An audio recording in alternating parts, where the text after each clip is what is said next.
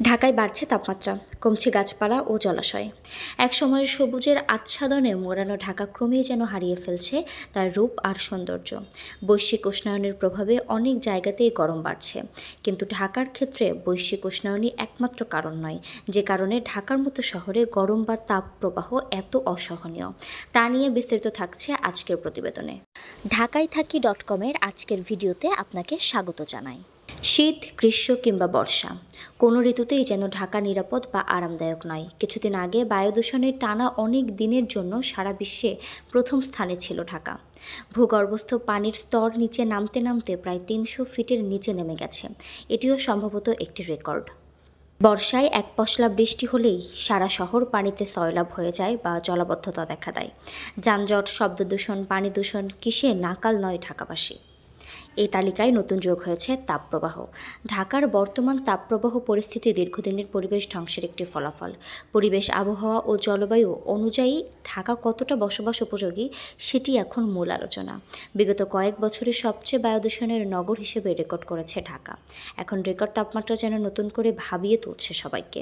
যেখানে সারা বিশ্বের তাপমাত্রা বৃদ্ধিকে 1.5 ডিগ্রি সেলসিয়াসের নিচে রাখার জন্য লড়াই চলছে, ঠিক একই সময়ে গত 20 বছরে রাজধানী ঢাকার তাপমাত্রা বেড়েছে প্রায় 4 ডিগ্রি সেলসিয়াস। তাপদাহের এ বর্তমান পরিস্থিতি নিয়ন্ত্রণ করা না গেলে ঢাকাসহ অন্যান্য জেলা শহরগুলোয় দিন ও রাতের তাপমাত্রার পার্থক্য বা তারতম্য কমে আসবে, যার কারণে সব সময় গরম অনুভূত হবে। নগরাঞ্চলের তাপমাত্রা বৃদ্ধি শুধু বাংলাদেশেরই সমস্যা নয়, বরং এটি একটি বৈশ্বিক সমস্যা। জলবায়ু ও পরিবেশগত পরিবর্তন ছাড়াও জনসংখ্যা ও তার ঘনত্ব এবং মানুষের কর্মকাণ্ডের উপর নির্ভর করে কোনো স্থানের তাপমাত্রা কেমন হবে। তাপমাত্রা বাড়ার জন্য জলবায়ু পরিবর্তন যতটা দায়ী, তার চেয়ে অনেক বেশি দায়ী অপরিকল্পিত নগরায়ন, নগরের বিভিন্ন সংস্থার মধ্যে সমন্বয় অভাব ও পরিবেশ ব্যবস্থাপনা।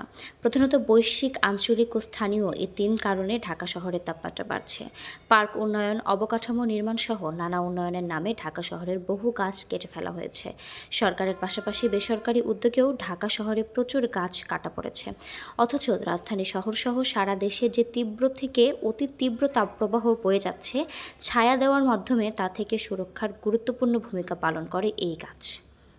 গাছের পাশাপাশি জলাধারও গরমের কষ্ট লাঘবে গুরুত্বপূর্ণ ভূমিকা রাখে, কিন্তু ঢাকা শহরে প্রয়োজনের তুলনায় পর্যাপ্ত গাছ ও জলাশয় না থাকায় মানুষের কষ্ট এখন চরমে।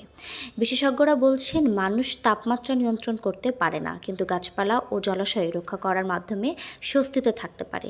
ঢাকা শহরে এই গাছ ও জলাশয় ধ্বংস করে ভয়াবহ পরিণতি ডেকে আনা হয়েছে। বিশ্বের শীর্ষ যেসব জনবহুল শহর রয়েছে তার মধ্যে ঢাকা অন্যতম। মানুষের বাড়তি চাপের চাহিদা মেটাতে গিয়ে মাত্রাতিরিক্ত যানবাহন ও অবকাঠামোর চাপ স্বাভাবিকভাবে গরমের অনুভূতি বাড়িয়ে দেয়। এই বাড়তি চাপ সামলাতে পর্যাপ্ত গাছপালা নেই। ঢাকা মহানগরে 20% সবুজ এলাকা থাকা প্রয়োজন, সেখানে আছে 8.5%-এর কম। গত এক দশকে ঢাকা শহরে সবুজের পরিমাণ যে ব্যাপকভাবে কমেছে তা উঠে এসেছে বাংলাদেশ ইনস্টিটিউট অব প্ল্যানার্সের এক গবেষণায় আরও জানা যায়, ঢাকায় 2009 সালে জলভূমি ছিল 5.73%, আর 2019 সালে তা কমে দাঁড়ায় 4.38%। ঢাকা মহানগরীতে বনভূমি ও জলাশয়ের সামান্যই আছে, অন্যদিকে কংক্রিট তাপ ধরে রাখে এমন গরমের অনুভূতি বাড়িয়ে দেয়। ঢাকা শহরে একদিকে কংক্রিট বাড়ছে, অন্যদিকে গাছপালা ও জলভূমি কমছে, এতে মানুষের গরমের কষ্ট বাড়ছে। অসহ্য গরম থেকে রক্ষায় ছাদ বাগান থেকে শুরু করে কোথাও গাছ লাগানোর জায়গা থাকলে ঢাকাবাসীকে তা করতে হবে। সেই সঙ্গে গাছ লাগানো ও জলাশয় উদ্ধারের জন্য সরকারের উপর চাপ তৈরি করতে হবে বলে মনে করেন বিশেষজ্ঞরা। এরকম ভিডিও পেতে আমাদের চ্যানেল সাবস্ক্রাইব করে আমাদের সাথেই থাকুন।